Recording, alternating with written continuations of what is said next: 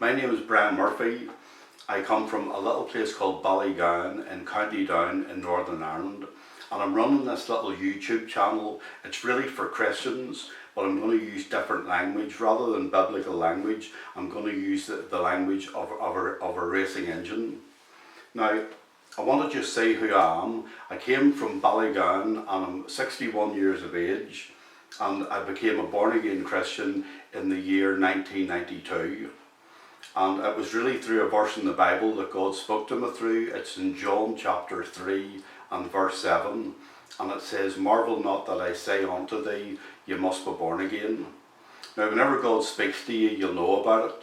But he spoke to me and I responded, and I became a Christian at that time. Now, I want to start talking really about a racing engine, and I want to parallel it with Christianity, because God has started to show me different things about Christians and about why some Christians will go on maybe for 1 or 2 years, they'll go really well with God, and then they start to maybe seize up or fall apart. So I want to use a simple language.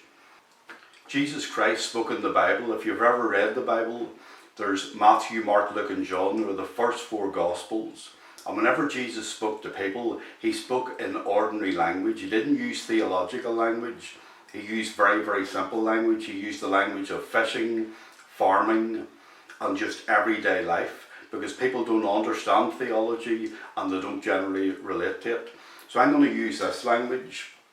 Now, just before I was converted, I used to have an interest in motorsport. In my 20s, I would have done sprints and hill climbs in a Mini. Now, it was a very small Mini, not the one that you would see around today. It was the Isogonus design Mini, and it's like a little go-kart. It feels as if you're going a lot quicker than you are, but it was very much a fun car.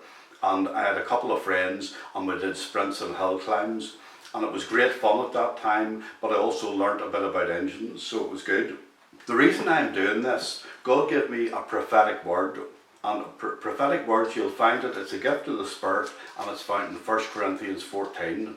And it was actually for a lady friend, and the language was very much in the racing car engine. So I'm going to give you the word. This is roughly what it was. It was about 4 years ago. And this is what God showed to me about this lady. He said, God has been rebuilding your engine. He's been using the best stuff in your engine, and you're going to get an engine that's going to run races for him. No expense has been spared on this engine. It's going to be a high specification, short stroke, high revving engine, and your engine's going to last.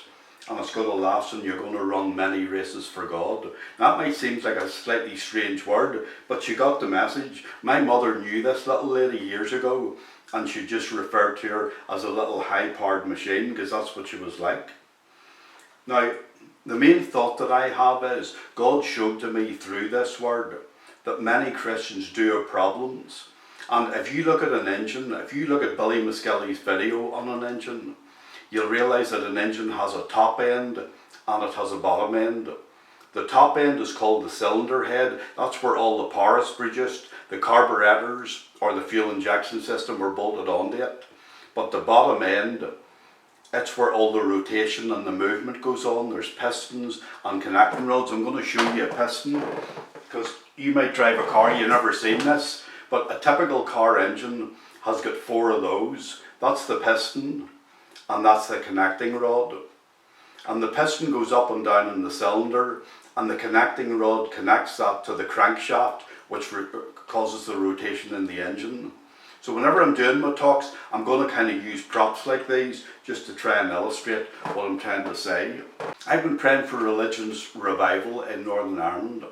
And what I've really realised is that many Christians need to have their engine basically rebuilt. An engine, if you listen to an endurance athlete, he'll refer to their body as an engine.